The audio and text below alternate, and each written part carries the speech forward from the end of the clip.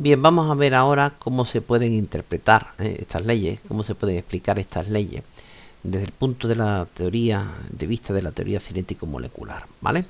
Si tanto la ley de Boyle, tanto la ley de Charles, la de Gay-Lussac, y la de Dalton, cómo se pueden explicar aplicando lo que ya sabemos de la teoría cinético-molecular. Bueno, pues para describir el comportamiento macroscópico, ya les expliqué lo que era macro, del griego grande, y escopio, visión, desde el punto de vista macroscópico de un gas, de acuerdo con las leyes anteriores se acepta una serie de cosas que vienen dadas por la teoría cinético molecular.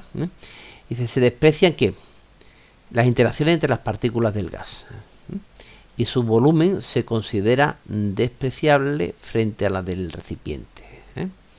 Es decir, que vamos a considerar que entre los gases, entre las partículas de los gases, pues prácticamente no existe fuerza, o si existe es despreciable. Las moléculas esas prácticamente están libres, no existe fuerza entre ellas, ¿vale?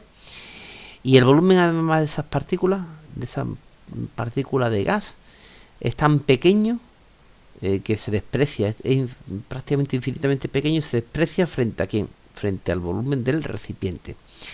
Pues a un gas que cumple estas condiciones se le conoce como gas ideal. Bueno, hay que decir que ningún gas es ideal.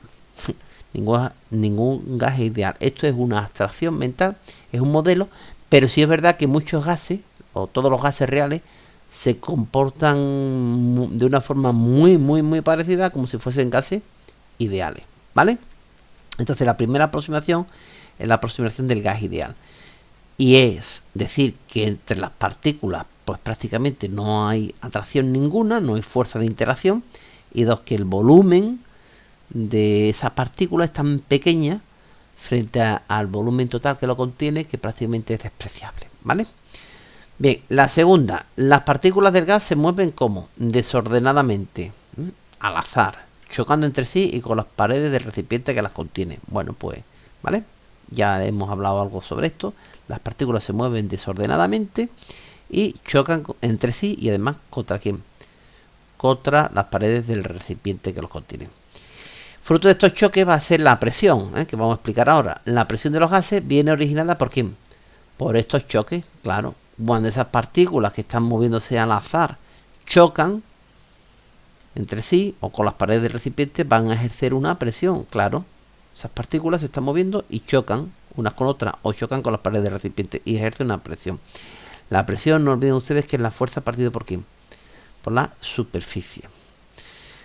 Fuerza ejercida partida por quién, por superficie. En consecuencia, cuanto mayor sea la intensidad de los choques y menor el volumen, pues mayor será la presión. Claro. Si yo tengo muchos choques, muy fuerte y muy poco volumen, pues mayor va a ser la presión. Luego vemos que la presión va a estar relacionada de alguna manera con ¿quién? Ya lo vemos aquí. ¿Con quién? Con la cantidad de partículas.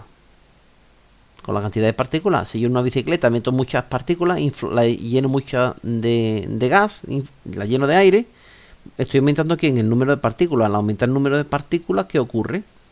Que voy a aumentar el número de choques. Y al aumentar el número de choques voy a aumentar la presión. ¿De qué va a estar también relacionado? Con el volumen.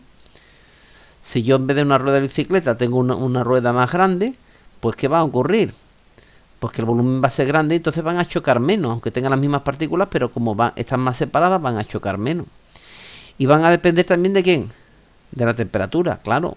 Cuanto mayor, o más rápidamente se muevan las partículas, mayor va a ser el número de choques y también más intenso, más fuerte. Entonces vemos como la presión, el volumen y la temperatura van a estar relacionados, ¿vale?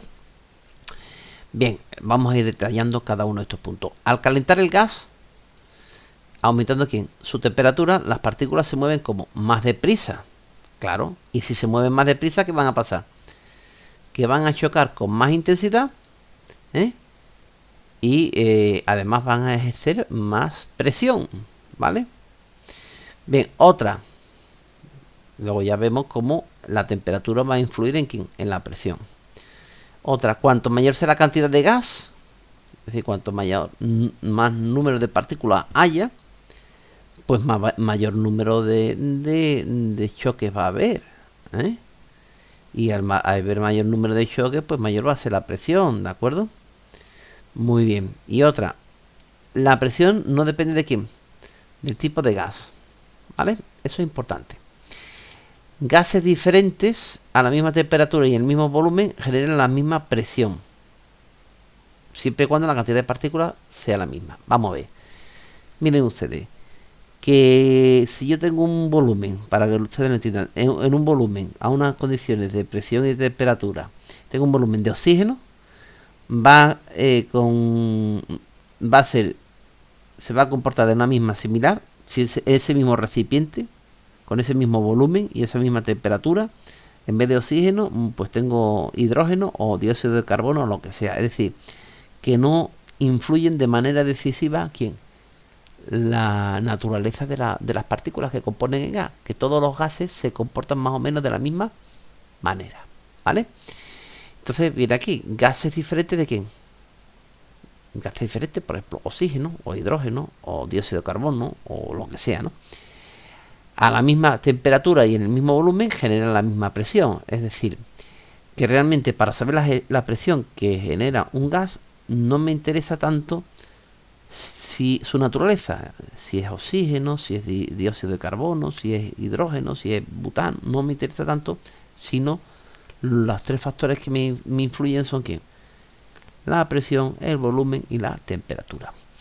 Dice, ahora vas a ver cómo se explican las leyes experimentales de los gases utilizando el modelo de la materia, ¿vale? O sea, que el modelo de la teoría cinética molecular y estas cosas que hemos añadido, como lo de la definición de gas ideal, ¿vale?